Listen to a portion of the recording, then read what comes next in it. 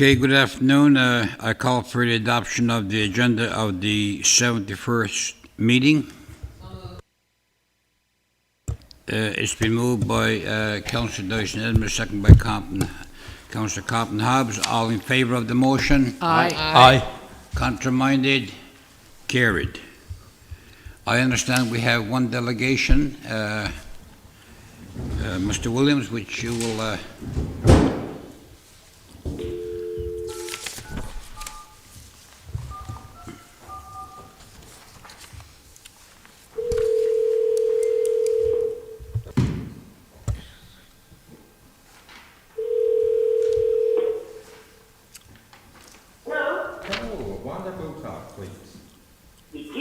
Hi, this is Wayland Williams at the Town Hall. We're live in the council meeting, and you'll hear Mayor Anderson and Councillor Bakey's voice next.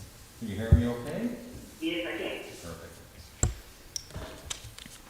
Okay, we have one delegation, and prior to Wanda submitting her concerns, Wanda, I'm going to ask Councillor Bakey to read the protocol that we follow for delegation. Thank you, Mayor. In accordance with creating a friendly and approachable environment for delegates to meet with the council, it is recommended that the public of Happy Valley-Goose Bay, 1, notify the town manager or his designate of their intention at least 30 minutes before the meeting, providing their name and contact information, and make it known of the issue that they wish to convey so that the town manager may present it to the attention of the mayor and council members before the council meeting begins. The mayor and council has the right to limit and discreet the number of delegates presentation before each council meeting. 2, at the time of the notification, delegates given 10 minutes maximum to discuss their concerns or issues. After the presentation, the mayor and council members may ask questions or make comments on the information presented. 3, in consideration for the length of council meetings, delegates may wish to bring forth their issues, concerns in a written request that includes the subject of the presentation, name, and contact information for either the mayor and council member or town manager to respond by letter. The 12th council encourages the public to meet with the mayor and council members to bring their concerns or issues, while at the same time we ask that you be respectful when presenting your issues or concerns in a friendly tone environment to converse on any of the town's topic of discussion and concerns.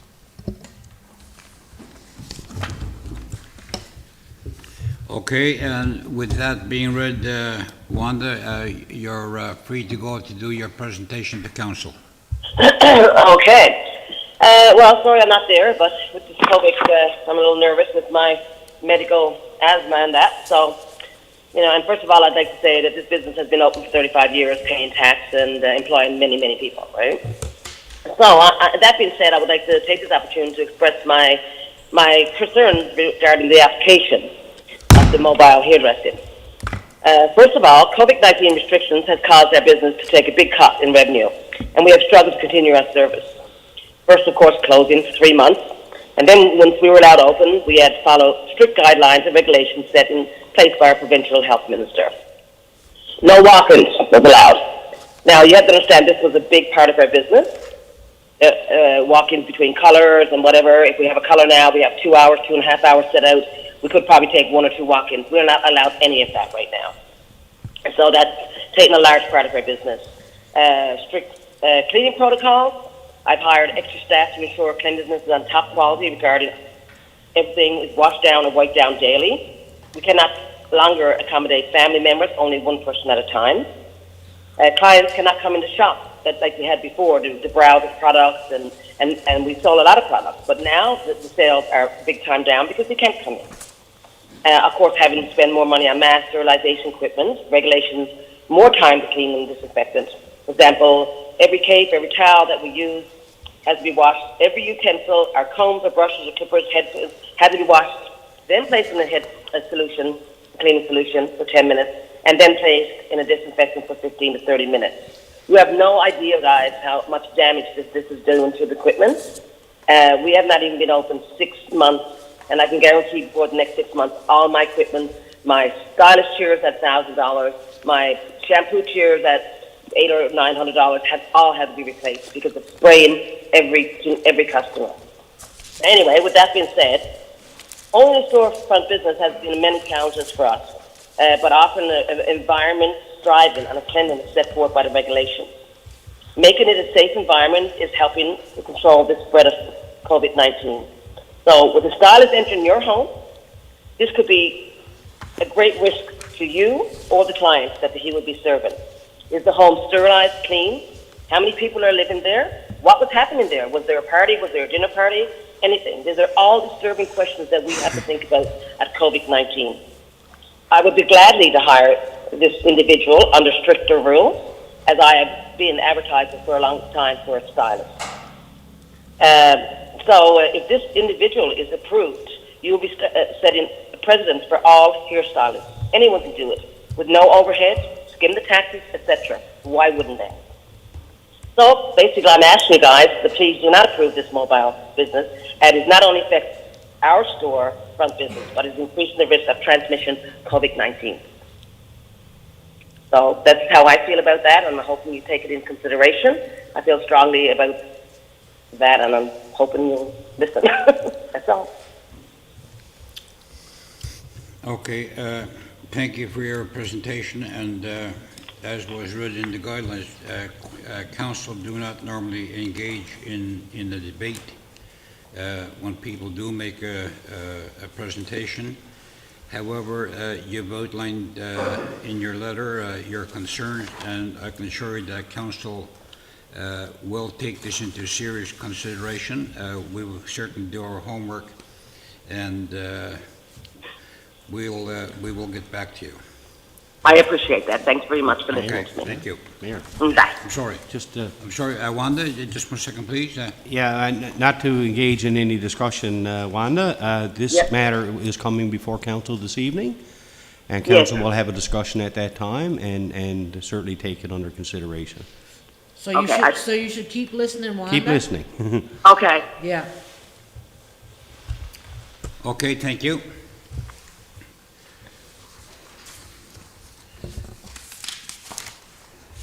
Okay, we'll move on with our agenda, and I call for the adoption of the previous minutes of the 68 minutes, September 22nd, 2020. So moved. I'll second. Moved by Councillor Dyson Edmonds, seconded by Councillor Compton Hobbs. All in favor of the motion? Aye. Aye, carried, unanimous.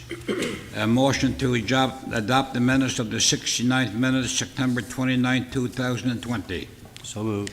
Moved by Councillor Pomeroy, seconded by Councillor Cran. All in favor of the motion? Aye. Aye, carried, unanimous. A motion to adopt the 70th minutes, October 21st, 2020. So moved. Moved by Councillor Pomeroy, seconded by Councillor Cran. All in favor of the motion? Aye. Aye, carried, unanimous. Correspondence, is there anything there that we need to bring up at this time? Your worship, the letter from Vian Timmons, which was a good letter. I'm not sure if council had a chance to read that yet, but it's a great opportunity for us, and I'll have more to say on that, I guess, later on. But it's a great opportunity, and I think that we should be working as closely as possible with the Memorial University to make this become a reality in our community. Thank you, Mayor Palmer. Okay, we'll move on to the next part of our agenda, committees, recommendations, and the first one on the board is Councilor Plan for Municipal Services. Thank you, Your Worship. Municipal Services Committee never met last month due to scheduling whatnot. But I know the speed bumps have all been removed. We've had a couple of snow events, and all the equipment is ready for the winter season. Everything is rolling along in the Water and Sewer Department. And I will call on the engineer, Mr. Dillon, just give us a rundown on what's been going on in the engineering department in the last month. Thank you, Councillor. With regard to the CLYMCA, I'm pleased to advise that we're substantial completion is scheduled for December 4th. We have about 2 weeks left on floor finishes. We have about another couple of weeks left on the tile work in the swimming pool. So the asphalt work in the parking lot has been completed. And there's still ongoing tile work in the change rooms and some other remaining work on finishes is in the process of being completed.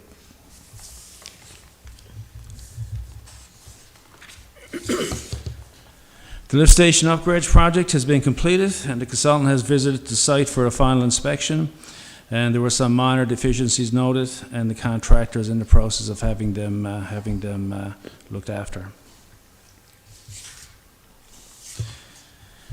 The arena safety grades upgrade project, there was a contract awarded to Mass Development in the amount of there was 2 contracts awarded because we had 2 different lots of funding from 2 different programs.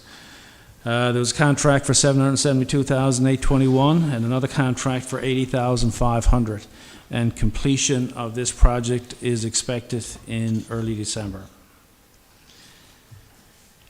Our local roads improvements project contract has been awarded to Johnson Construction.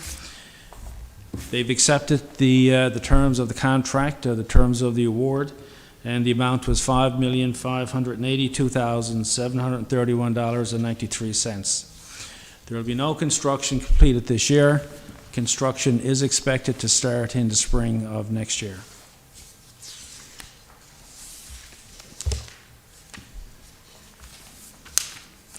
The RV park design has been completed, and review of potential sources of funding is being considered by the town.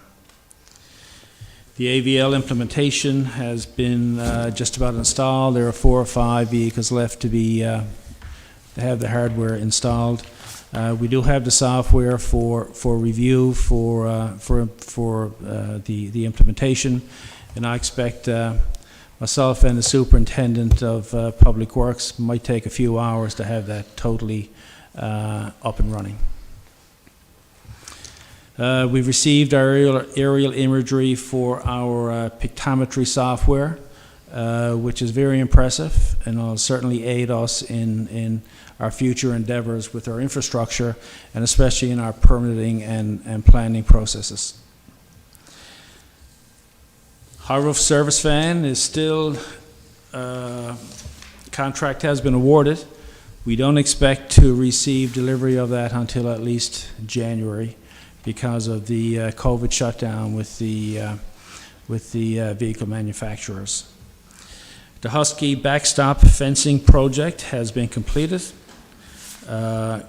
and quotations will be received on Thursday for the foundation of for the gazebo. And the gazebo is expected to be delivered by mid-November. And that's about it for the engineering section. Thank you, Mr. Dillon. Your Mayor, I do have one recommendation to bring forth, but I'll ask that my report be accepted as presented. Second that. It's been moved by Councillor Cran, seconded by Councillor Dyson. Do we have any questions? Just the one, Randy, you said we'll have substantive completion by December the 4th. Any idea when, will some of the resource or the wellness center be available to the public anytime soon after that? Like certain aspects, or have we got to wait till April for the official sign over by the YMCA? Because I know people are, the swimming pool, for instance, there's no swimming pool in town now. People have been asking, when is the pool going to be ready? Can the pool operate before she's officially open? Those are questions I don't know the answers to. Yes, thank you, Deputy Mayor. I know we have been advised by the Y that the anticipated opening date is early April. Now, there has been we haven't had any discussion about opening portions of the facility before that, but it's something, I know I do serve on a task force with the Y, and I'll certainly bring that up to their attention to see if there is a way that we can potentially open something like the swimming pool and maybe possibly even the gym. So that's something that we'll have a further discussion on, and hopefully by the next council meeting, I'll be able to advise further on that.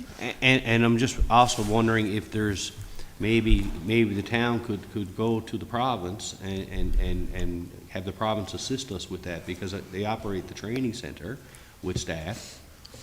Maybe that's something that we need to explore just on the interim until the building's officially open, because, like I said, there's a lot of children registered in swimming lessons in this community that are missing out big time. And they gotta wait till April, they're gonna miss a whole year. And anyway, I think it's worth exploring if council's up to that. Randy, furthermore to that, I had this discussion, and it was something that was on the table, specifically the swimming pool. And the reason is April's to get staff in place, like they said today, and signing everything over and have staff in place. But it's not something they took off the table, something that we could discuss further, that might be a possibility, that we could open that portion before the rest. So we can ask that at the next meeting. Sure, that's right. Councillor Dowson, okay, sorry, go, answer the question, go ahead. Yeah, that's right, Councillor. And I guess part of the issue is having the proper staff trained, and I think that's something that we would have to expedite to ensure that we have the lifeguards and this type of thing and we have the maintenance people there to oversee the operation and so on. But it's certainly something that, as Councillor Compton-Hobbs said, that we'll have a further discussion with the Y in this regard. Just one more part to that, Mayor, is we were told today the general manager for the YMCA, the interviews are taking place this week. So once that position is filled, they can probably look at that further. Okay. Councillor Dowson. Yeah, further to that with what's happening with the Y as well. I mean, we're all getting the inquiries about being able to possibly use the pool.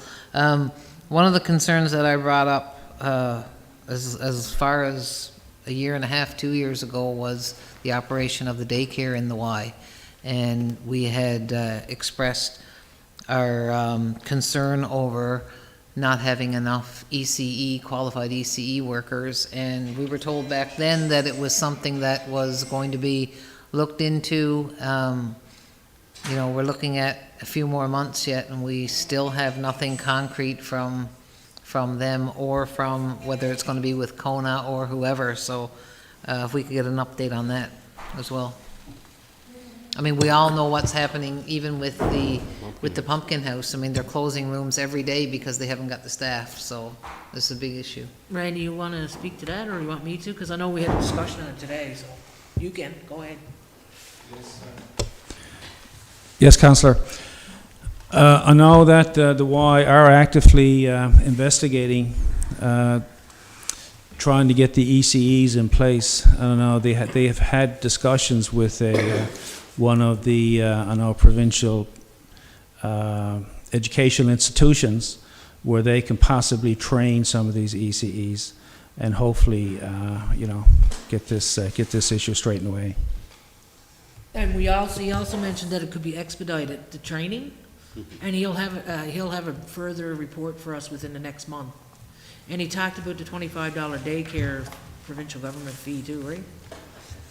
Yeah, that's right, Councillor.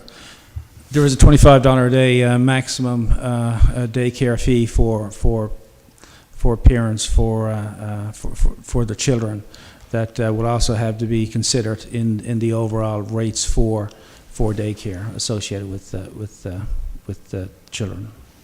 Randy, the questions that was raised, I think that's what you should raise that with Jason and them. They will be the caretakers of and they will run the YMCA. So the questions of what's needed on the inside certainly is going to be their responsibility to make sure that everything is adhered to.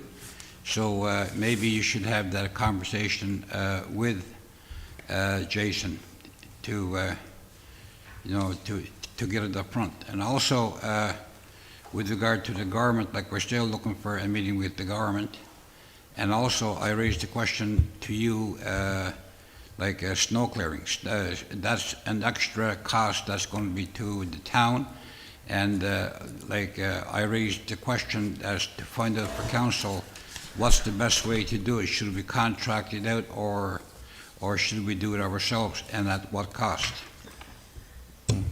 Yes, that's right, Mayor. At this time of the year, we don't have the equipment to actually do this work ourselves this year.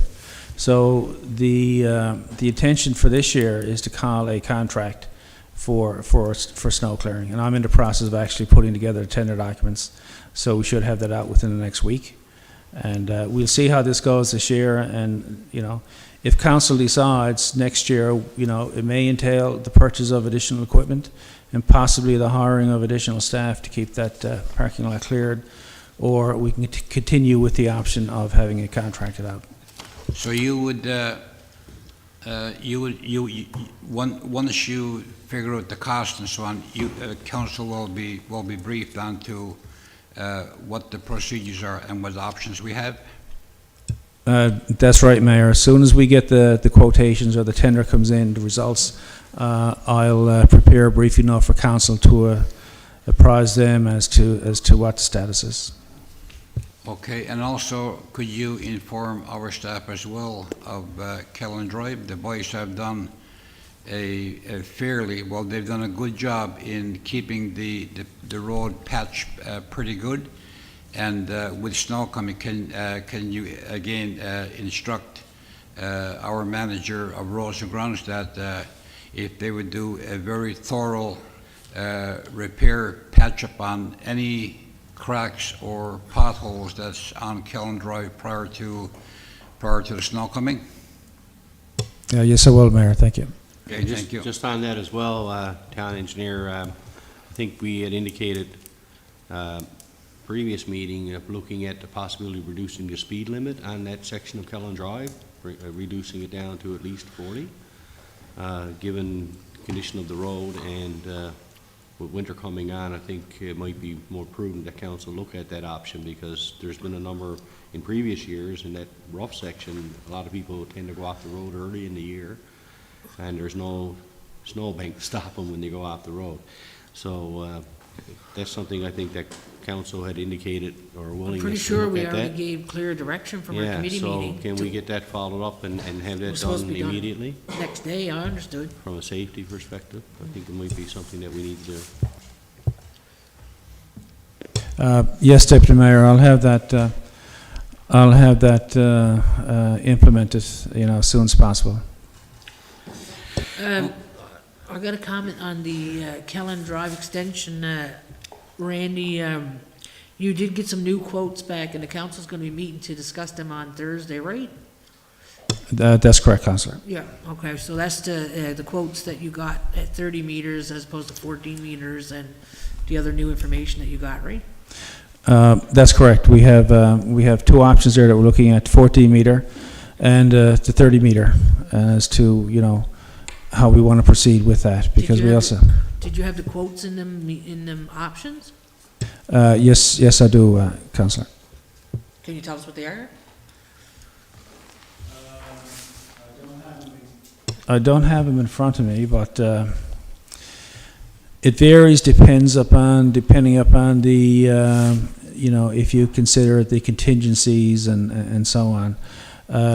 Right now, I know if we do have a topographic survey completed, that we can get more accurate figures. Right. So that's something that we'll discuss on Thursday as to how far we want to go with the incurring additional costs for the surveys, and as well, if we want to move to the 30-meter option, we would also have to get a legal survey done in anticipation of approval of that option, of that Crown land by the Crown Lands Division. Which is why it's vital to do it now, seeing there's no construction until spring, right?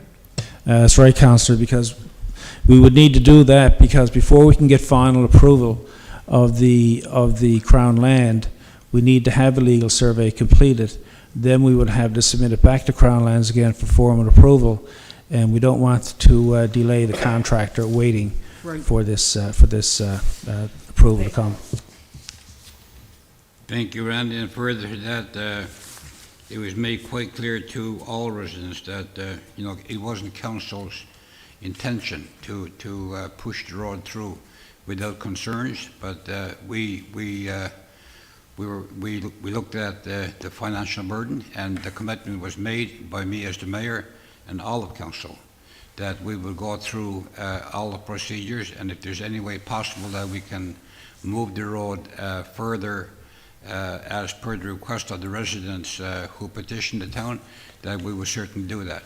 And to those who are listening, we're hoping to meet with the provincial government, because we believe we have ways and means in which we can make this road more affordable to the town and our residents, which would give us the opportunity to save money. So we will be having talks with the government as well on that.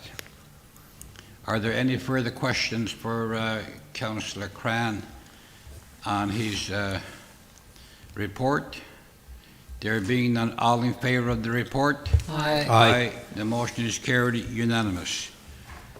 We'll move on next to Councillor. Hang on, Your Worship, I'm sorry. got a recommendation You have a there. recommendation, I'm sorry.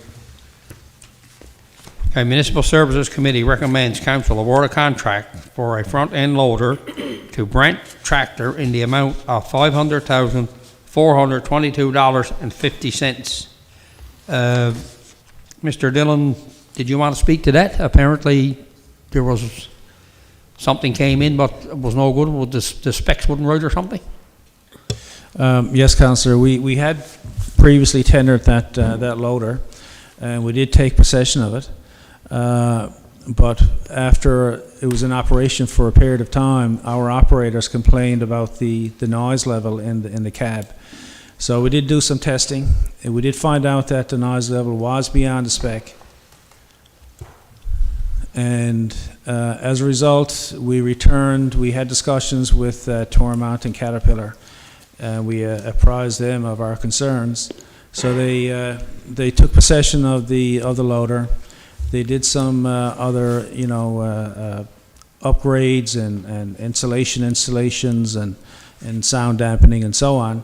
So they did this 2 or 3 or 4 times, probably 3 or 4 times. But at the end of the day, when they could not go any further with their improvements, it still did not meet the spec. So I consulted our legal advisors, and the fact that it did meet the spec, it was recommended to us that we reject the tender or return the loader to the original winner, the low bidder, and we retendered the loader again. As a result, Was there any cost incurred by the town in taking ownership initially? And if so, will we be reimbursed for that? there was no cost incurred by the town. We haven't paid anything to Tormont Cat at all. We did pay the HST portion, which we're in the process of getting reimbursed for. Okay. So what we're asking here for is the rejection of the, No. No. New one. They didn't meet the specs, so they didn't meet the requirements, so it's not accepted. That's correct, Deputy Mayor. It did meet the spec, so we returned the loader to the original low bidder, and then excuse me, then we started from scratch again, and we retendered. We had a new tender, and we had 2 bidders again, and this time Brent Tractor was the successful bidder. And was it higher than the previous one, the amount? Excuse me. It was higher, but we also included some additional. We had another snow basket included, and we also, because they did not meet the spec, there was a higher model, a higher trim level, or a higher model in that line of loader that was tendered, which increased the cost. By how much? There was, it was about overall, it was $50,000, but there was an additional 2 pieces of equipment. There was an additional snow basket and some other connections associated with the loader.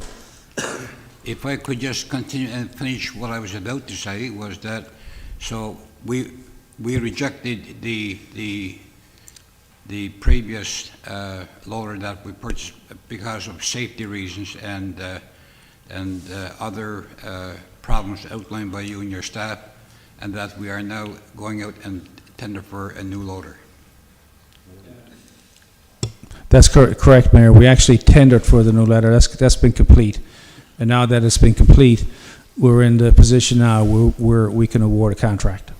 Yeah, and I'll just say to you, Randy, on behalf of council, to you and your people, thank you for, standing your ground and for rejecting a brand-new loader, which cost a lot of money for a piece of equipment that, as you felt and was proven, did not meet the required specifications. So thank you and your staff for that. All right. Thank you, Mayor. Are there any further questions on the motion put forward by Councillor Cran? But I'll second it. It hasn't been seconded yet. No. It hasn't been called for a vote. I'll second the motion. Okay. Okay, by Councillor, motion by Councillor Cran, seconded by Councillor Compton Hobbs. Are there any further questions on the motion put forward by Councillor Cran? I'm sure the Frank's department will be pleased with a new piece of equipment, much needed, so it's good to see that. Definitely. And Randy, it's within the guidelines and financial amounts that of the previous one?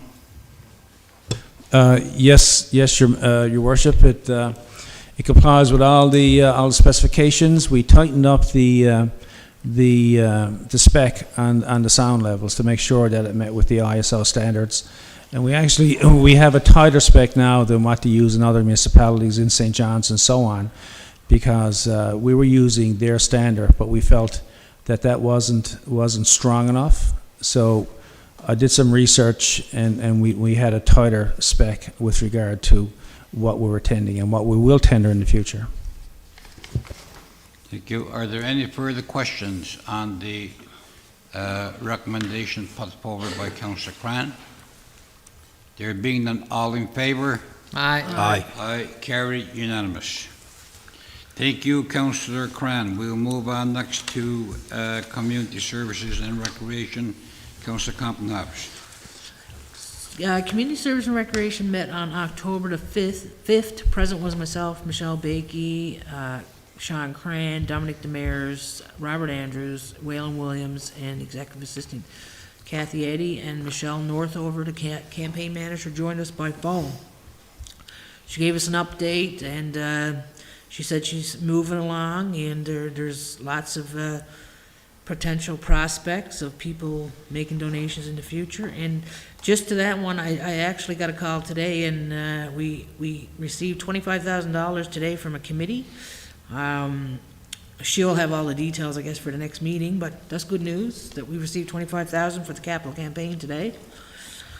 So she's continuing to work away on that. Some discussions we had in the meeting were the bike trail, and I'll ask the town engineer to give us a little update on that when I'm finished my report here on the gateways.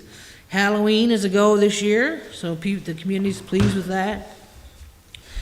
Guy Fawkes Night, not so much, and I don't know if anybody in the community, if everybody realizes what the provincial guidelines are, but in Guy Fawkes in the past years, we've had hundreds of people show up, and right now you're only allowed 50 people in a gathering. So it would be very difficult to host a Guy Fawkes Night behind the arena as we've done for years and years.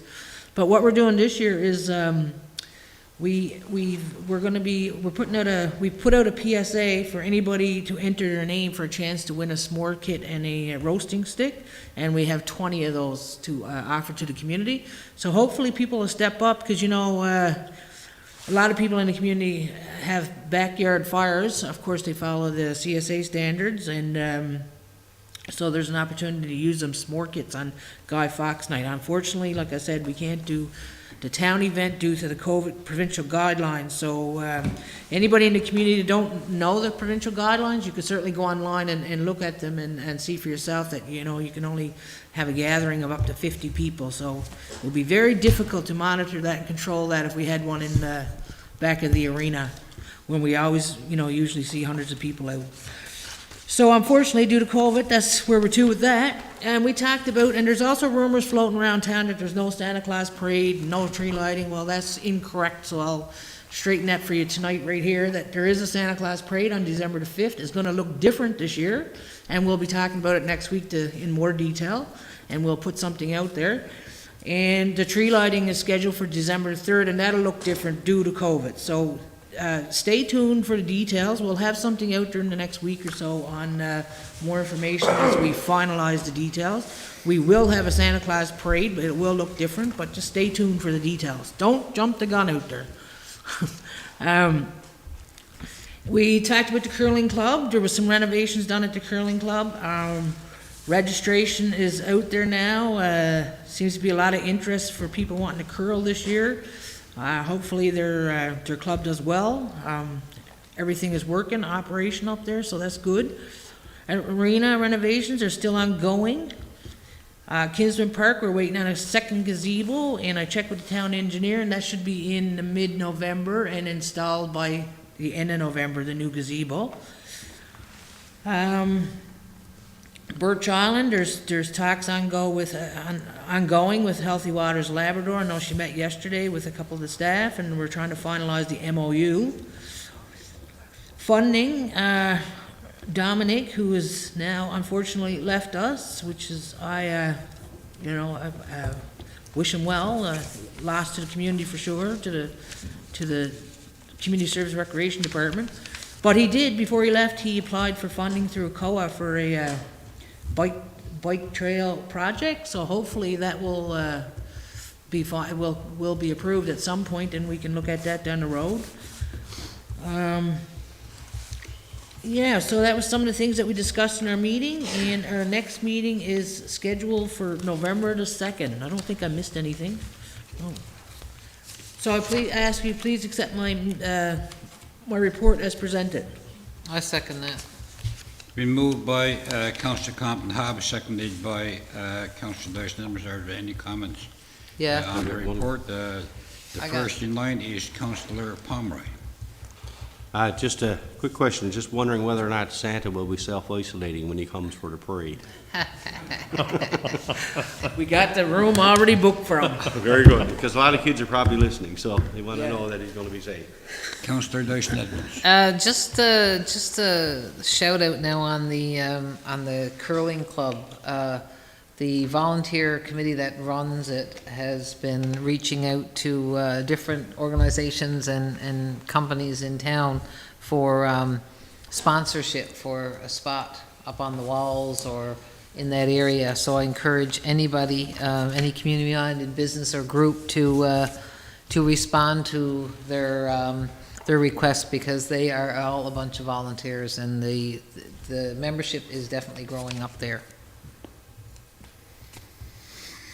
Okay, and Councillor Compton Hobbs, I certainly share the disappointment, because I know that you're very disappointed with the small numbers of people that we're going to have at our, the bonfire, Guy Fawkes Night, and in particular, the Christmas tree lighting. That was a family gathering, and I know that it's a big disappointment to everybody that we've got to limit, such an important event, because, we did that to honor our troops. And, they were invited down as well, and the whole community come together. So there's no doubt that COVID-19 is taking its toll. But we look forward to what you plan for the Christmas parade and for the Christmas tree lighting. I'm sure that you, through your committee, you'll find a way to reach out and involve all of the community, even though the numbers are going to be small who can attend. Yeah, just to give you a little glimpse, I guess, is we're planning, what other communities are planning is a viewing of the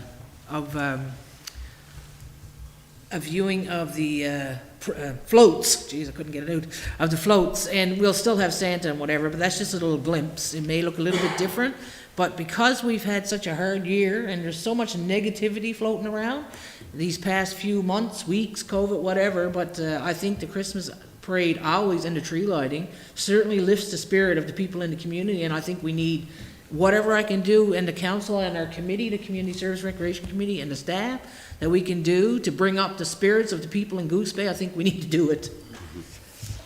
Definitely. Are there any further questions or comments? There being none, all in favor of Compton Hobbs' report? Aye. Aye, carry unanimous. We'll move on now to Development and Planning and Enforcement Councillor Pomeroy. Thank you, Your Worship. The Development, Planning, and Enforcement Committee met on October the 8th. Present were myself as chair, Councillors Compton Hobbs and Dyson Edmonds, Town Manager Robert Andrews, Engineer Randy Dillon, Municipal Tech DJ Elliott, GIS Tech Paul Zal, Municipal Enforcement Officer Larry Baker via telephone, and Executive Assistant Kathy Eddy. Meeting was called to order at 4:52 p.m. We reviewed the previous minutes and action items. There were no errors or omissions. There was some discussion on ongoing files, particularly regarding existing cleanup orders and demolition orders. We were advised that some progress was being made and that we would get a further update at this month's meeting. However, I don't see the town manager here to provide an update. Also, as noted, the municipal enforcement officer participated by telephone and provided a brief overview of his report. A copy of his report, as well as that of the animal control officer, is contained in the council package for your review. The RCMP report, as well as complaints report, is also contained in the package. Much of our discussion centered around Crown land and discretionary use applications. So with that, Your Worship, I'll bring those recommendations shortly, and there being no further business, the meeting adjourned at 6:20 p.m. The next committee meeting is scheduled for November the 5th at 4:45 p.m. And I move that council accept this report as presented. I'll second that. Been moved by Councillor Pomeroy, seconded by Councillor Dyson Edmonds. Are there any questions for Councillor Pomeroy? There being none, all in favor of his report? Aye. Aye, the motion is carried unanimous, and you do have one recommendation to bring forward. I think I have a few, yeah. Thanks, Your Worship. Crown land applications. We received an application from Derek Russell to acquire a parcel of Crown land, 60 meters by 73 meters, for the purpose of establishing a seasonal recreational cottage on the Mud Lake Road. The Development, Planning, and Enforcement Committee recommends council have no objection to the application, numbered 156998, on the condition that the use is in compliance with all of the town's development regulations. I'll second that. It's been moved by Councillor Pomeroy, seconded by Councillor Dyson Edmonds. Are there any comments or questions? Again, Deputy Mayor, straightforward that the word compliance with town development regulations is there, so it would appear that everything is covered and straightforward. Are there any further questions? There being none, all in favor of the recommendation? Aye. Aye is carried unanimous. The next next Crown land application is actually submitted by the town of Happy Valley-Goose Bay. We have to make application for any Crown land. The town of Happy Valley-Goose Bay made application for Crown land 300 by 400 meters for the purpose of expanding the municipal landfill. The committee recommends council have no objection to the application, numbered 156938, on the condition that the use is in compliance with the town's development regulations. I'll second that. It's been moved by Councillor Pomeroy, seconded by Councillor Cran. Are there any questions? Again, all in compliance with the rules and regulations that we have to follow. Councillor Correct. Pomeroy, okay, all right. I just wanted to add, I always find it odd when we're voting on recommendations on our own applications, but I guess that is the process, town engineer. Yeah. That's correct, Deputy Mayor. Are there any further questions or comments? There being none, all in favor of the recommendation? Aye. Carried unanimous. We received an application from Emma Sweets to acquire a parcel of Crown land to the rear of the company's existing property at 214 Kellan Drive. The town is aware that a portion of the land is currently being used by the applicant. The committee recommends council have no objection to the application numbered 156881 under the following conditions: that the application be in compliance with all of the town's development regulations, that only 30-meter frontage and 60-meter depth be approved to keep consistent uniformity so there is no potential interference with future development in the area, and that approval be granted upon the removal of items on the land which do not support existing approved usage and proposed planned development.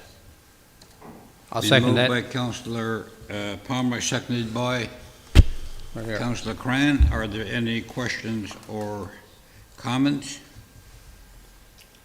Again, straightforward, Deputy Mayor, with regard to rules and regulations and compliances and all that? Yes, there's a number of conditions that would have to be met, Okay, and staff identified that there was already some use on this particular piece of land that's being applied for. So that's one of the conditions, that the use would be okay. conform with what's being asked.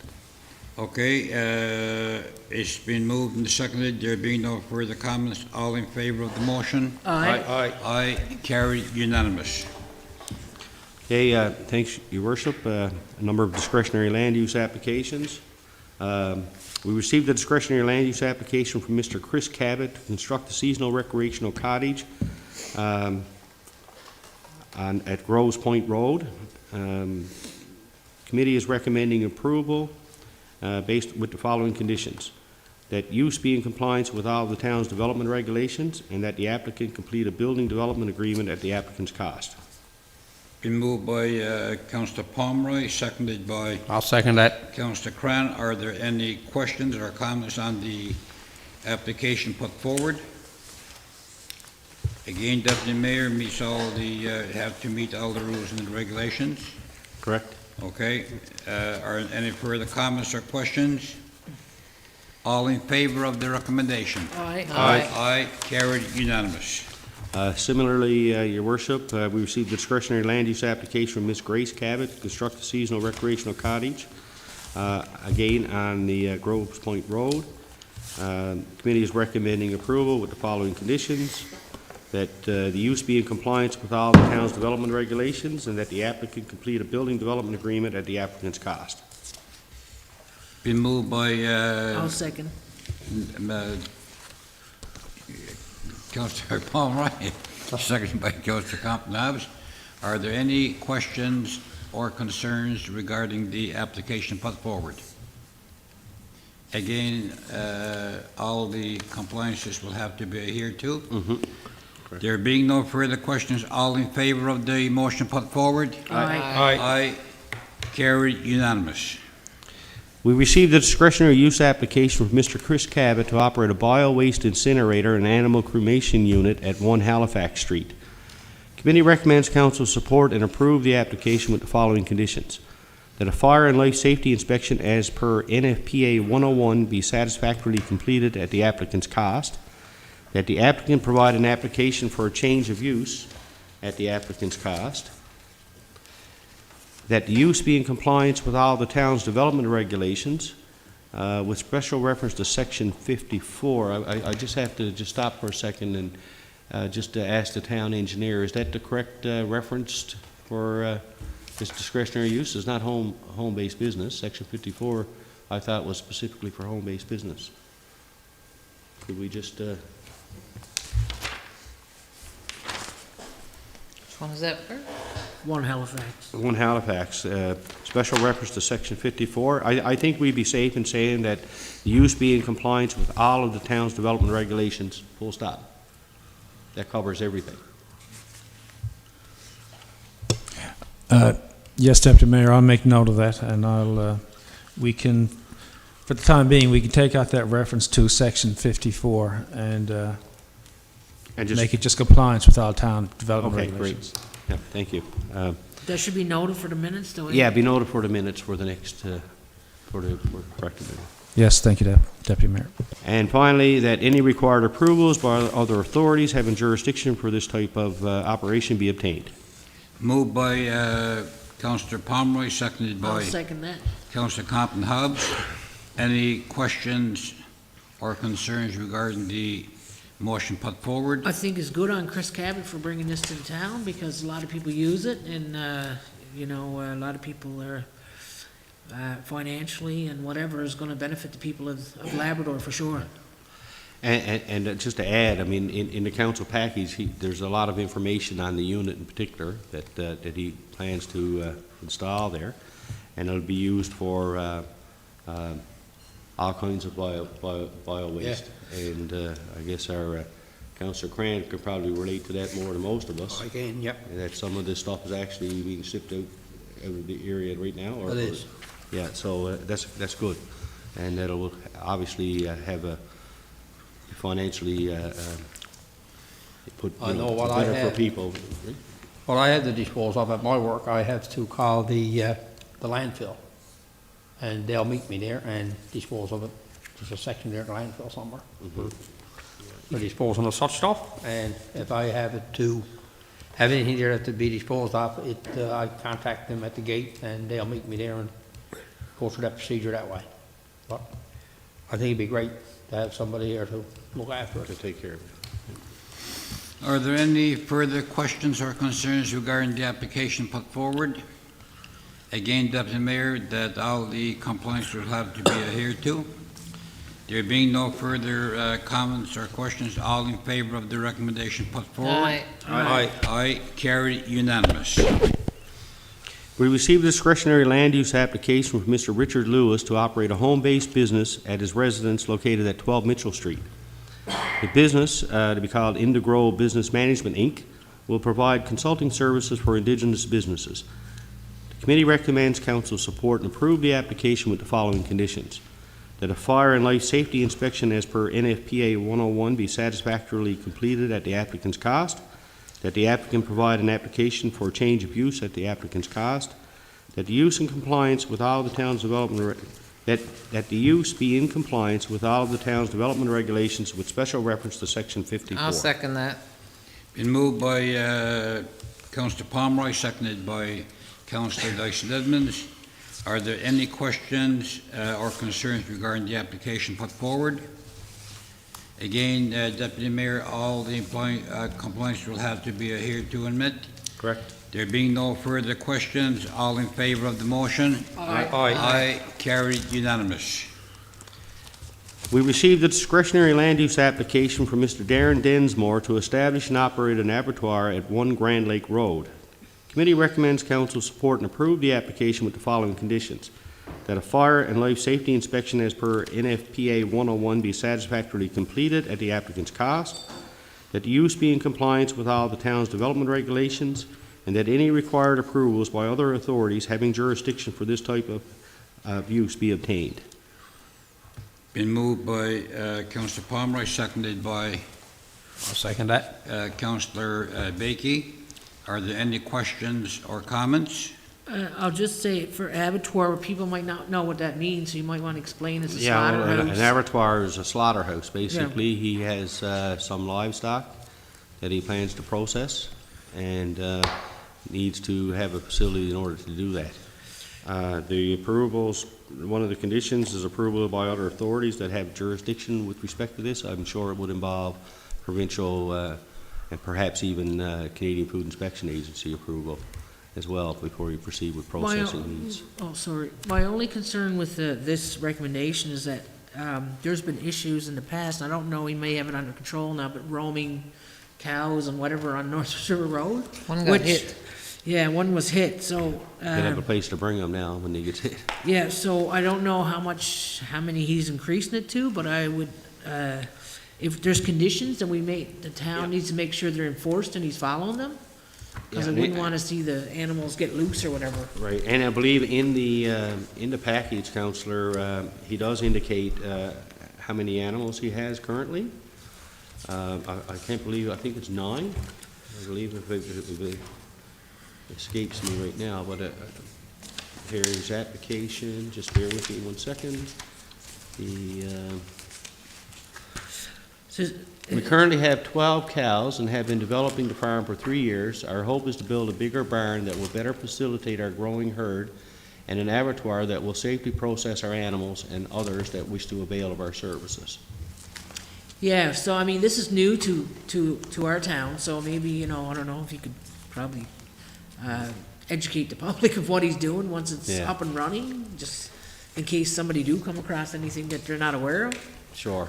And you're right, this is something new. Though I guess there may have been, you know, I'm sure there's been animals harvested here. And, you know, I think years ago, Uncle Sam's may have been doing some of this work as well. So it may not be totally new, but certainly not a service that's provided here now. And I do know that there are multiple places on the Northern Peninsula that have abattoirs because of the moose population and stuff like that, so. Are there any further questions for the recommendation put forward? Yes, your worship, I'm just trying to figure out who comes up with the names, first off. I mean, the slaughterhouse, what's it called, abattoir? Mr. Webster, I think, came up with that one. Anyway, I'll leave it at that. Okay, all in favor of the motion? Aye. Aye, motion carried unanimous. Hey, your worship, the next recommendation actually is in follow-up, I guess not a follow-up, but we had a delegation tonight regarding this one here. Committee had a discussion. No, We- not that one. No, this is the next one. Oh, I'm sorry. Missed Sorry. one. All right, I'll continue on then. We received an application from Miss Jasmine Robledo to operate a home-based business at 70 Montagnes Road. The business, Balloons ATBP, will provide decorations for parties and events. Committee recommends council support and approve the application with the following conditions: that a fire and life safety inspection as per NFPA 101 be satisfactorily completed at the applicant's cost, that the applicant provide an application for a change of use at the applicant's cost, that the use be in compliance with all the town's development regulations with special reference to section 54. Been moved by Councillor Pomeroy, I'll seconded second. by Councillor Dyson Edmonds. Are there any questions regarding the application put forward? There being none, all in favor of the recommendation? Aye. Aye, carried unanimous.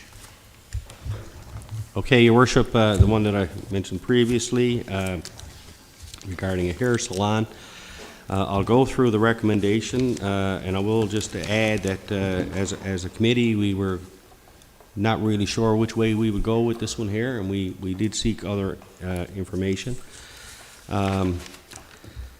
So we received an application from Oinam Suresh Singh to operate a home-based business at 10D Learning Street for the purpose of operating a mobile hair salon. It should be noted that we did receive some public concerns, as well as we had a delegation tonight on this particular application. Also, it should be noted that council approved a similar application 2 years ago, which was the information that we were seeking at the committee level, and I believe the municipal tech had emailed out of council or the committee indicating that the applications that were submitted were basically identical. However, it is discretionary. So it should also be noted that council approved a similar application 2 years ago. The committee recommends council support and approve the application with the following conditions: that a fire and life safety inspection as per NFPA 101 be satisfactorily completed at the applicant's cost, that the applicant provide an application for a change of use at the applicant's cost, and that the use be in compliance with all the town's development regulations with special reference to section 54. It's been moved by Councillor Pomeroy, seconded by I guess I'll second it, just to get the discussion going. second by Councillor Cran. Are there any discussion on the application put forward? Councillor Pomeroy noted that the application was similar to one that we approved a couple of years ago. But I have to disagree on the fact that it's not similar in that when we approved a prior application similar, we weren't in the middle of a pandemic. So I have some grave concerns over this type of an activity going from house to house. That's just my opinion. I think you can't compare an application 2 years ago to an application that's in the middle of a pandemic. No, I agree, Councillor Dawson Edmonds. Only question I would have, if the current person who's been approved, are they going door to door? I would imagine there are restrictions on that. I don't think that particular Is operating. operation is not even even operating now operating because of anymore. the pandemic. Well, and we just talked about canceling Guy Fawkes Night because of provincial guidelines. She outlines all the guidelines around hairdressing. Yeah, But I I don't take it know. a step further. I mean, we're now going from home-based business to mobile businesses. And like Wanda said, every hairstylist here in town can now start going around Well, that's right. cutting hair, and they're taking a big loss in their businesses. So both of them people that put in concerns, both are looking for hairstylists or barbers or whatever. Like, to me, we're going outside of our scope of home-based business. We're now going into mobile businesses, and during a pandemic, like, I cannot support this, no way. I mean, just a hit that the businesses are gonna take. And I believe he says in his application, he's gonna be charging $20 a haircut, I mobile. have no idea, but And so it's undercutting the business people. Like Wanda said, they've been here 35 years, and they can barely keep themselves above water Yeah. due to the pandemic. And then it's the health concerns about, going from house to house to house, so. yeah, and I totally agree. I mean, if we weren't in a pandemic, I don't know if we would reconsider, but again, I think I agree with you on your point with the home-based businesses. It seems that we're kind of moving away from home-based businesses where people can establish a home-based business, go outside the business, not have the extra overhead, not to pay extra taxes, not to have the insurance costs, and all those types of things. So, I as a committee and Councillor, that I think that's something that we should have on our agenda to discuss in the future in terms of how we can narrow down exactly that section 54. That's right, dealing with applications dealing during a with- pandemic. Specifically with home-based businesses under extenuating circumstances and Yeah. whatnot. So I agree. maybe that's something we can have a discussion at our next committee meeting. Yeah, so do we, I'm just thinking out loud, do we reject or do we refer? There's no doubt that We should there's, have a vote. things have changed a lot on the I COVID-19 think we reject. for a lot of businesses. And I think we need to get full-scale information, on what used to be, was allowed one time, and now it's got restrictions on it, and a lot of it is not permitted. So, there's a lot of things I think similar to this year that we need to get the advice from the health, And the this- health this people is- and so on, and so I too have I have no I'd say we call for a vote, Mayor, and we'll... yeah, sure, okay, and I got no problem. Okay, all in favor of the motion? All those against? I, Okay, and I want for the record to show that the recommendation put forward was rejected unanimously by council. Okay, carry on there, Deputy Mayor Pomeroy. So, thank you, Mayor. Just a final one, Development and Planning Committee, Development Planning Enforcement Committee recommends that council adopt the municipal plan 2018-2028, as well as Development Regulations 2018-2028, and proceed to a public hearing to be conducted as per the planning circular from the Department of Environment, Climate Change, and Municipalities, which allows for written submissions only, provided that a 30-day period for submissions is allowed. The deadline for submissions will be November the 30th, 2020. The recommendation also includes the appointment of Mr. Dan Noseworthy of LG Consultants as the commissioner to oversee this process. I'll second that. Been moved by Deputy Mayor Pomeroy, seconded by Councillor Compton Hobbs. Are there any discussion on the recommendation put forward? Just for the interest of those who may be listening, towns, we are in the final stages of having our development plan and new regulations put into effect. We had hoped to have them in place earlier this year.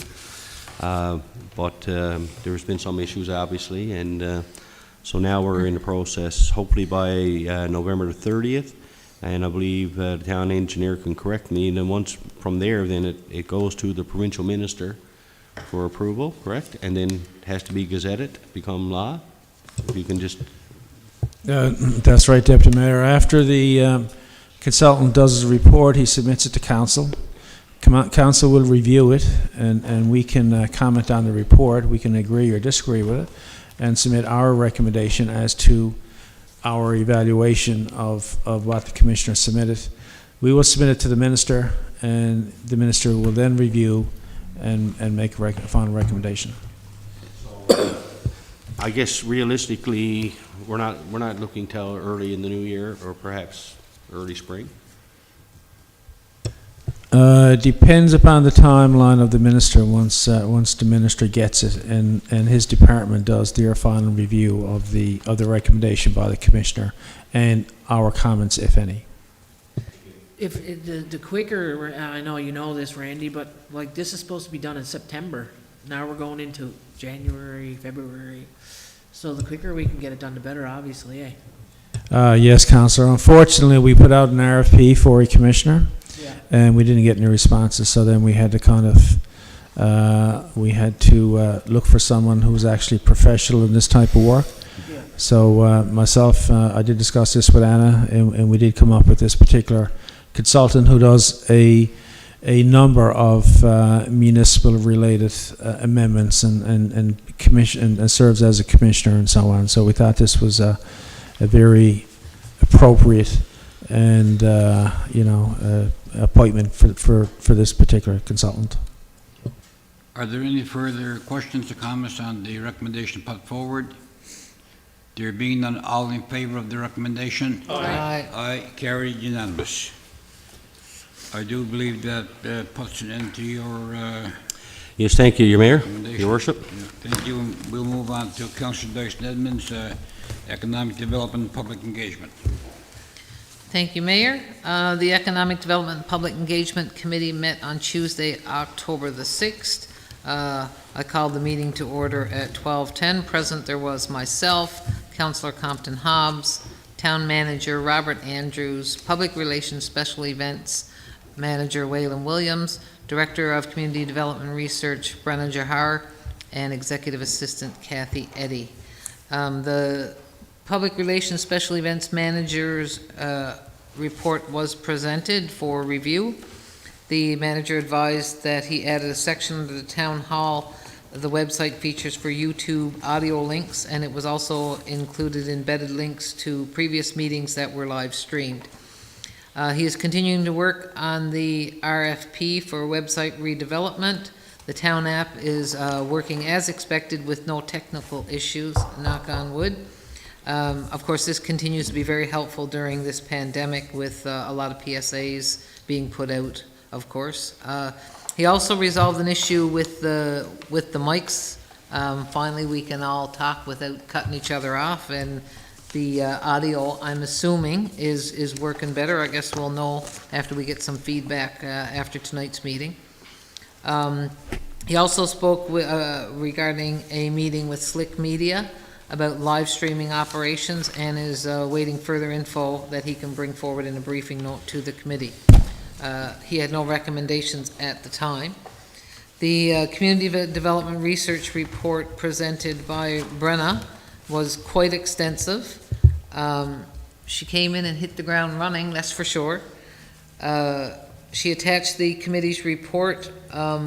We had update on various items. She acknowledged follow-up for the previous meeting's action items, and she updated on all other work for the month of September. There was a lengthy discussion with regards to Gosling Park and the RV park possibilities, and the committee asked that she check with Crown Lands regarding some ownership questions on that area. The committee also agreed that there should be something the town should look into taking over ownership of that area as it is quite in demand. She also presented a briefing note outlining information on the prospect of setting up a busing network to service the town, both locally as well as Northwest River and Cheshire. She continues to work on that. We're looking forward to some information in the coming weeks. She had included information regarding the MTAX, right? Is that how I say it, Brenna? MTAX? And that the town would be financially responsible for the support of a 4 to 6 month research project with a graduate student from the planning department at Dalhousie. We look forward to a lot of the work that Brenna is doing. She's got a lot of initiatives. She also included a briefing note from the National Municipal Community Development Partnership with Cheshire and the town of Northwest River. She requested that committee provide approval for her to contact the band council, which of course we are fully in support of. She has a lot of initiatives that we're really looking forward to getting on the go. She has the full support of the committee, no doubt. We also had a discussion with the CEO, Heather Brown, of Leb Grenfell Health. We had much discussion here in council chambers on that. There was also discussion with regards to the daycare of Randy Dillon, give us a little update on that earlier. The town constable also provided a list of cameras, including those that are currently not in operation. So the committee suggested a map pointing out the location of all the town cameras. Brenna also is engaging with the senior officials working group and the Housing Coalition to bring forward her ideas with respect to the agenda of these groups. She is also researching options for, like I said, the bus shuttle, and she's researching mask enforcement for the public's attention, and of course with the vulnerable population. We've had a busy little while since Brenna's been here, and it's good to see, so we look forward to working with her. And I ask that my report be accepted as presented. I'll second that. Been moved by Councillor Dyson Edmonds, seconded by Councillor Compton Hobbs. Are there any comments on the report? Just on the RV park, just so the public know, and I know you mentioned it, Lori, that we're looking at two separate parks here. 'Cause Yes, the one yes. behind Kism Park would be solely for tourists, but we also need a park for, I believe I was told there's over 100 RVs in Happy Valley-Goose Bay I right think they now, counted 127 when they, with nowhere to park. So I think that's important for this town. I've been bringing it forward for years now. I think we're getting a little bit closer to having an RV park, some sort of one. I mean, one for the tourists, but we also need one for the locals. And I can't stress that enough, and I know Brenna's gonna run with this too, that we really need to look at an area, if Goslin Park is the area or wherever in town to develop a RV park, then we should do it, because over 100 RVs in this town, and Little Lanzaclaire got an RV park, then I keep saying that, but we gotta move forward on this file. I just a question on that. I think it's a great idea, and Gosling Park may be the place to go, but the issue there obviously is not in town limits. But is there a way, like right now, I believe, is there still operated by a committee, or is the committee still functioning? Or I know that Gosling, I think that The canoe depends on regatta, who you right? ask. yeah, the canoe regatta was incorporated body, and from what I understand, somebody, those who are the officers, I guess, of the incorporated body have passed on years ago. And whether that's been updated or whether there's been a new application. I think there's a little bit of confusion over who owns what Yeah, area so I think that's down something there. that we need to facilitate We with, also know with the there's a- province, right? And, because it is Crown land, it's outside of town limits. By 300 feet or something, isn't it? But even if there's some kind of committee that can be struck, and with support of the town, and with support of the province, and maybe the RVers themselves, and let's find a way to do it right. Yeah, And- well, if any, I mean, we obviously had a really good summer this year. Hopefully, we'll have another good one next year, but if anybody frequented the North River Road and the Gosling Park area, it was so busy down there with, all these local campers that were going down and setting up, and, that's something that we gotta build on. And maybe through Councillor Compton Hobbs' committee, we can look at, are there any programs out there that we can avail of to have, like, these facilities open at certain times of the year. I mean, maybe we've got to look at things a little differently down there. Yeah. Well, I See how it think works. in our last committee meeting, well, for the Goslin Park, I know that there's someone that's been pursuing that, and for the last 2 or 3 years. I don't know where they're to at it, but it's in the works, but I don't know where it's to, so we may even have to look at another area or look at something. But we were told back in February that there was money through ACOA for some type of RV park, Yeah. whether it's private or business or whatever. So Brenna needs to make, and she probably already done this, but make the call to ACOA, Kellan, or Rex or whoever, and start from there to see what might be available. But this is something we got 10 months left on our term. I don't think it's gonna happen within our term, but it needs. Get it moving. I mean, 'cause- We need to get it moving, right? I mean, how many years has Gosling Park been just sitting there? And Too many. in limbo, and nobody really knowing, nobody wanting to take it over, knowing what, right? So that discussion needs to be had, and with the proper provincial authorities, I think, and maybe we can find a way to make some use of that, or be a partner in it somehow. Yeah, for sure. Further to that, Deputy Mayor, you and I were approached by ACOA, but I know that with Mr. Gowdy, that even up until a month ago, that what happened was that there was funding for all kinds of RV parks in the province, like Lancelot, but I think it was 5 years ago that they cut out any funding for any future RV parks, and they're trying to revisit with their superiors to get it back on, but until a month ago that they still not having a definite word if there was funding available. But yeah, no, and I'm sure Councillor Dyce Denmark through her committee that they can find out too what source of funding can be available from different agencies. Are there any further comments on the report from Councillor Dyce Denmark? There being none, all in favor of the report? Aye. Aye, carried unanimous. And again, too, Brianna, thank you for, it seems like that you've got your head wrapped around a lot of things through the committee, so thank you for moving the agenda ahead. Our last committee is Finance and Admin, Councillor Bakey. Thank you, Your Worship. Finance Administration Policy Committee met on October 19, 2020. It was called to order at 5:23 p.m. Those in attendance by in person were myself as chair, Deputy Mayor Bert Permine, DFO Nadine McCauley, Director of HR Craig Wallace, and SAT Supervisor Assessment Taxation is Melissa Whalen, Manager of Public Relations Waylon Williams, and later into the meeting, Councillor Lori Dyson Edmonds. The committee reviewed the September 14 minutes, and there were no additional amendments, errors, or omissions. Nadine McCauley, DFO, informed the committee that the town responded through correspondence regarding the reason for denying their application for property or business tax exemption to the following organizations and individuals respectfully: Labrador Friendship Center, Labrador Aboriginal Training Partnership, David Brenton, and Jim Saunders. Melissa Whalen, Supervisor of Assessment and Taxation, advised the committee that the residents are making payment arrangements and most are adhering to their agreements. The town will not be doing any further water sewer shut-off due to winter seasons coming upon us. Melissa also gave us an account receivable update for September and October to date at the time of the FAPC meeting. As well, Melissa stated there were no applications for property tax low-income relief this month.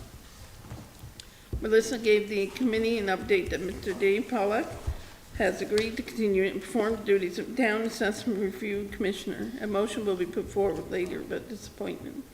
Ms. McCauley gave an overview of the Tax Recovery Plan 2019 and Tax Receivable Summary 2019 as submitted to the Department of Municipal Affairs and Environment on September 29, 2020. The committee discussed the application for business tax adjustment COVID-19, and a motion will follow my report. DFO provided an update on the departmental overtime and expense report. She also provided an update from the 2018 audit, which is in progress, also setting aside dates to meet with the council to plan for the budget in 2021.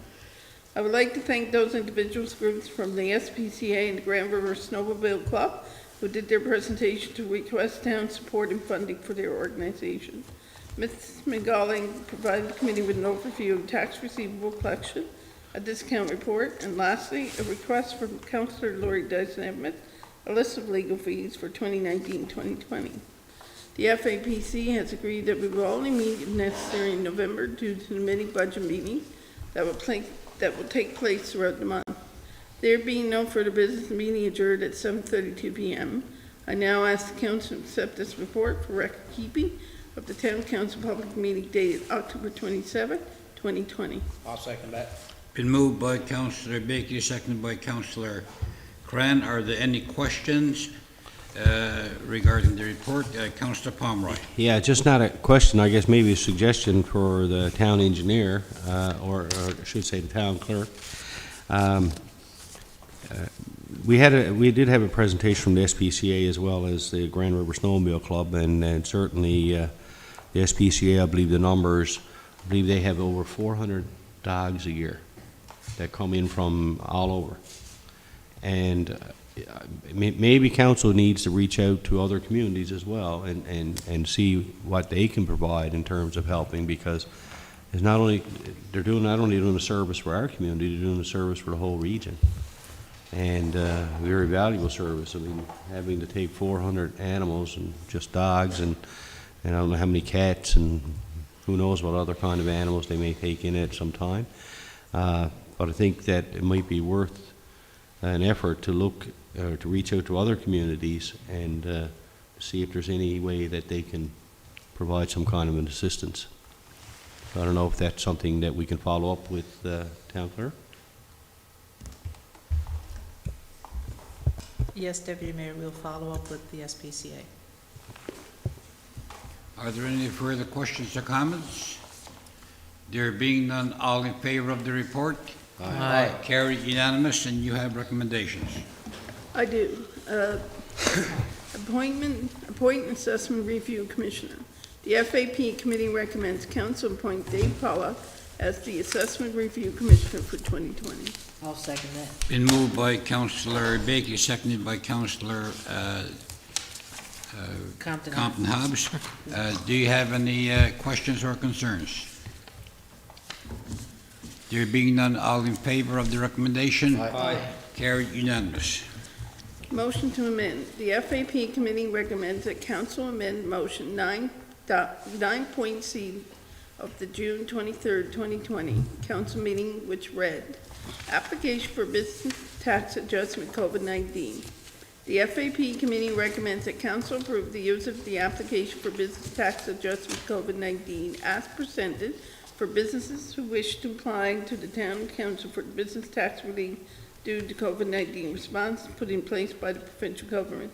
2, the FAP Committee recommends that council approve the use of application for business tax adjustment COVID-19 as presented for businesses who wish to apply to the town council for business tax relief due to COVID-19 responses put in place by the provincial government, and that the deadline to apply for business tax adjustment due to COVID-19 to be set at November 30th, 2020. Been moved by Councillor Baker, seconded by Councillor Pomeroy. Are there any questions or concerns? Just, I guess, Councillor, and again, this is still potentially up for further review at some point. Potentially, okay. Yes.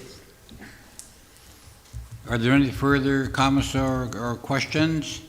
There being none, all in favor of the recommendation? Aye. Aye, carried unanimous. BT adjustment COVID-19. The FAP Committee recommends council deny the business tax adjustment due to COVID-19 to Labrador Logs. It's a home-based business was just approved to operate by the council on July 28, 2020, and business tax for 2020 was already been prorated.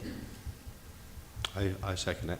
It's been moved by Councillor Baker, seconded by Deputy Mayor Pomeroy. Are there any questions or concerns? There being none, all in favor? Aye. Carried unanimous. Okay, that ends your report, and your next item is the approval of checks. Thank you. I would like to submit for approval of checks in the amount of $1,684,778.75. I'll second that. It's been moved by Councillor Baker, seconded by Councillor Pomeroy. Are there any questions with the check run? There being none, all in favor? Aye. Carried, unanimous. We come to the last item on the agenda is Councillor Foreman. I just want to be reminded, what side do we start on this time? No matter.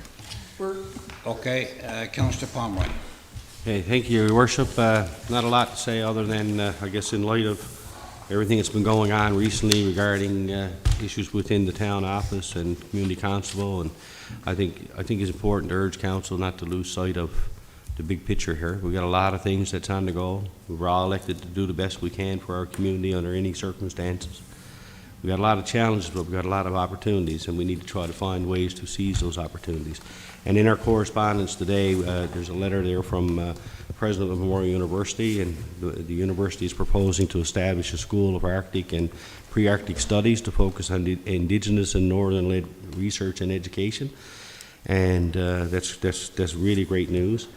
And I understand that the university is trying to identify potential sites for a campus. And as a council, I think we should be all over this, and we need to work really closely with the university and anyone we can to make sure this becomes a reality. And so having a university campus here won't only diversify our economy, I think it will transform our community and to the good, and provide a positive growth in our community for future generations. So we need to find a way to also encourage future growth and prosperity by working with developers. As a committee, we did have one meeting with the developer of the West of Hefner subdivision. Development Planning and Enforcement Committee met with Mr. Glenn Noseworthy to discuss initial discussions on how we can find ways to work together to see some development take place in that area quicker, and by somehow looking at ways to make it more attractive in terms of cost of purchasing land. As well, we were hoping to meet with the Nunatsu group of companies to discuss the town center. Unfortunately, that has not yet happened. Hopefully, we can do that very soon as a committee, because that's another project, and that probably needs that agreement probably needs to be looked at in light of our current public environment and the fact things have not progressed as quickly as others have anticipated in the past.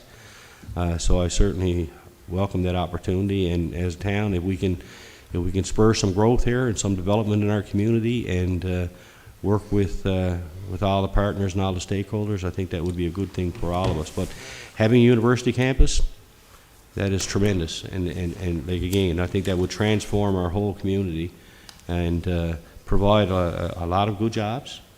And so I'm really looking forward to having further discussions and opening up dialogue with Memorial University and trying to identify sites where this could be built. I understand that there's some interest in perhaps in the town center area on land that the town may have first right of refusal on for future recreational development. So that's a conversation we need to have with not only Memorial University but also with Nunatsu group of companies. So I look forward to having those meetings set up soon, and hopefully we can get this moving along.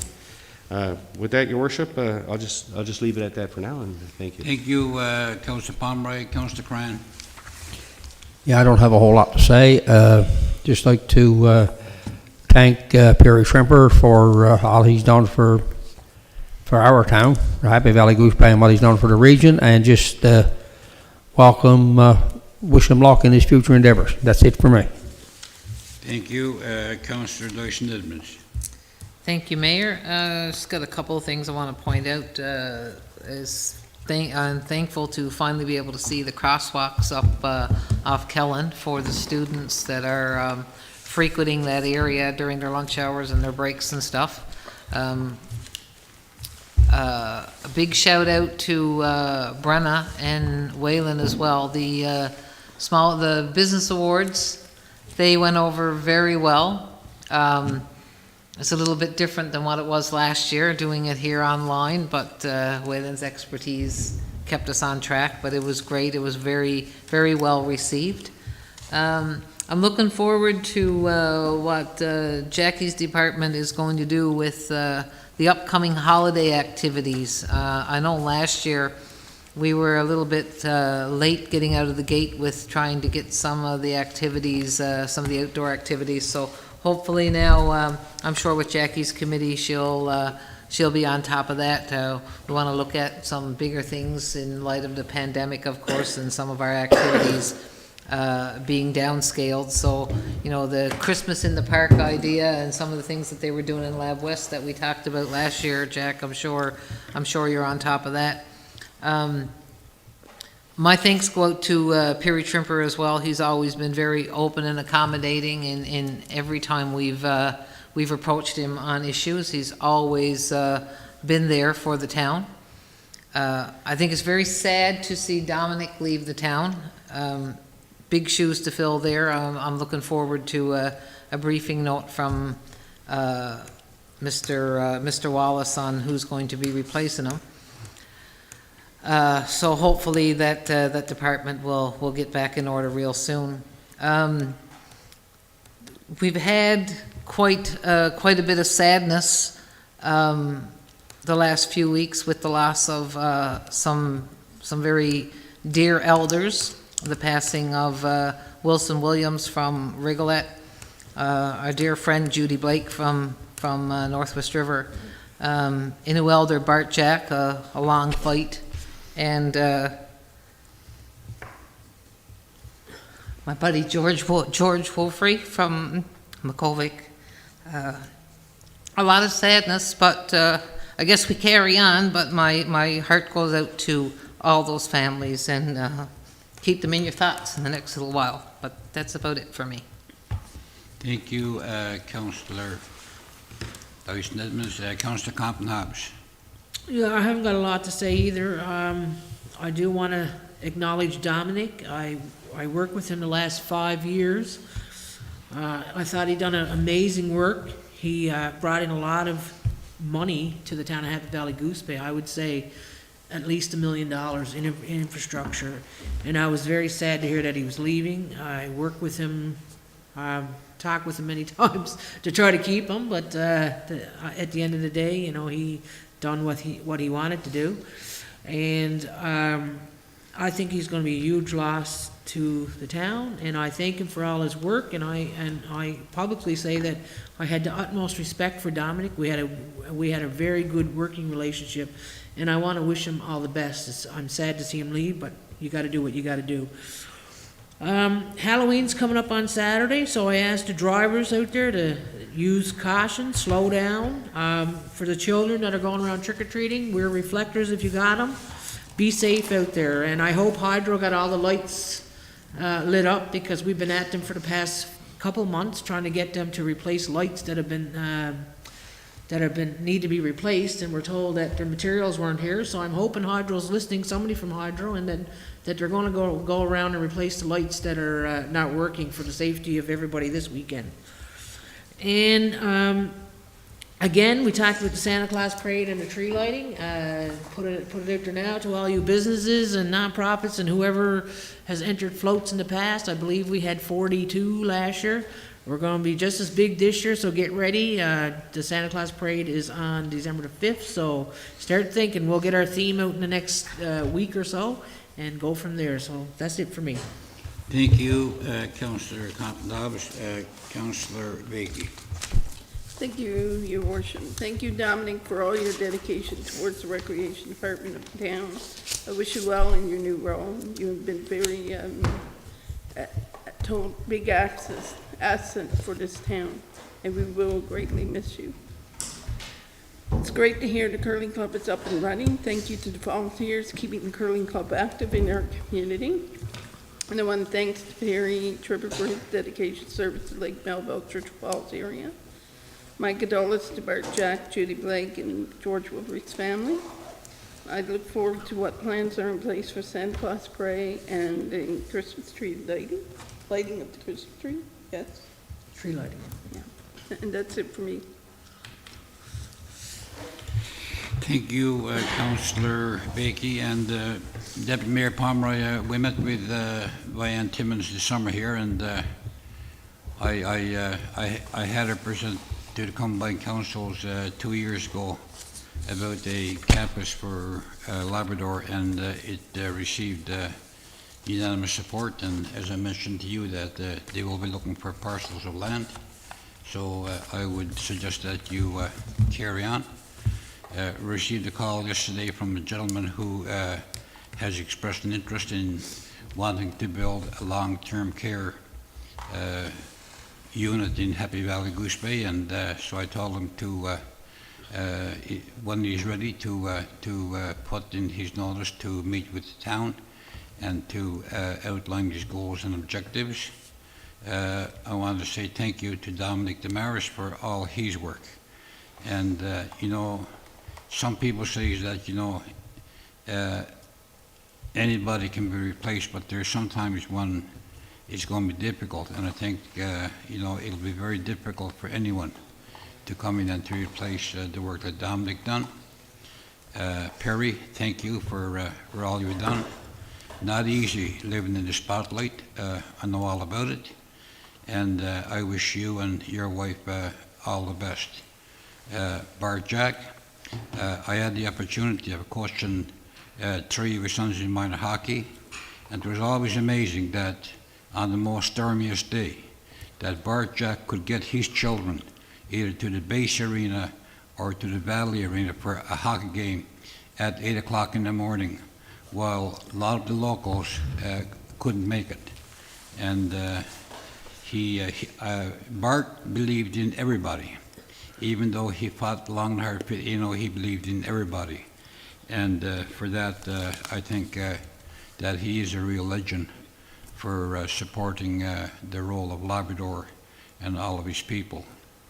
The last couple of weeks hasn't been easy on all of us, and we're moving forward. We're, as the committees outlined here today, from Recreation, Economic Development, Municipal Affairs, Finance, all of us, that, you know, we're moving ahead, and, you know, we're promoting our town.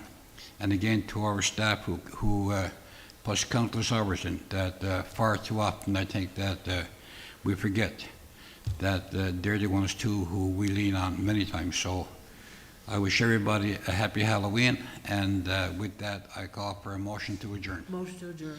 Moved by Councillor Copenhagen, seconded by Councillor Bakey. All in favor,